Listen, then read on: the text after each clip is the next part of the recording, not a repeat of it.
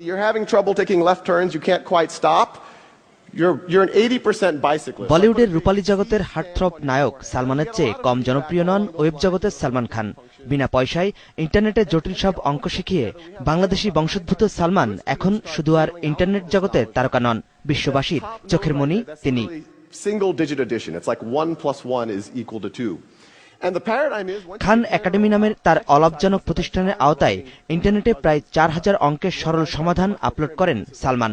এভাবে বিশ্বের কোটি কোটি শিক্ষার্থীর অঙ্ক শেখানোর ফলে উদ্ভাবনী শিক্ষকতার স্বীকৃতি হিসেবে তিনি আরও অনেক পুরস্কারের সঙ্গে জিতেছেন $2 মিলিয়ন গুগলের পুরস্কারও।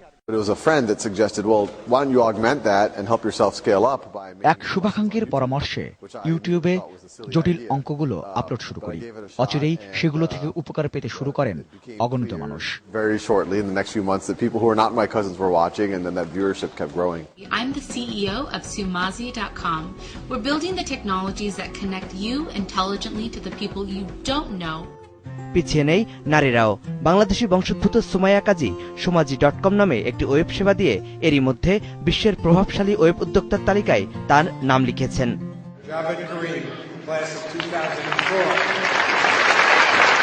বিশ্বের জনপ্রিয় ভিডিও সাইট ইউটিউবের সহ উদ্যোক্তা জাভেদ করিমের দাদাবাড়ি যখন বরিশাল, তখন বাংলাদেশের নাম শুধু ওয়েবের পাতায় উজ্জ্বল হয়নি, অন্যরকম উচ্চতায় উঠছে লাল সবুজের পতাকাও। My favorite video happens to be one of the first videos that was ever uploaded to YouTube. It's of a guy called Matt Harding. Matt is about 30 years old. Would you brave the weird and handles end?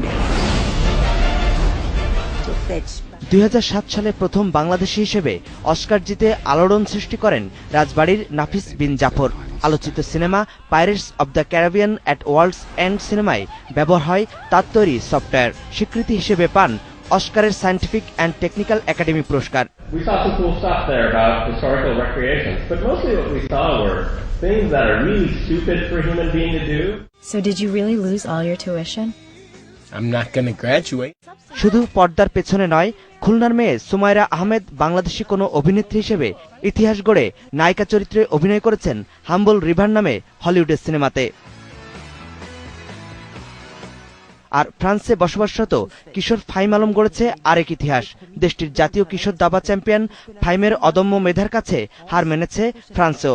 তার মেধার স্বীকৃতি দিতে বাবা নুরে আলম সহ পুরো পরিবারকে থাকার অনুমতি দিয়েছে দেশটির সরকার।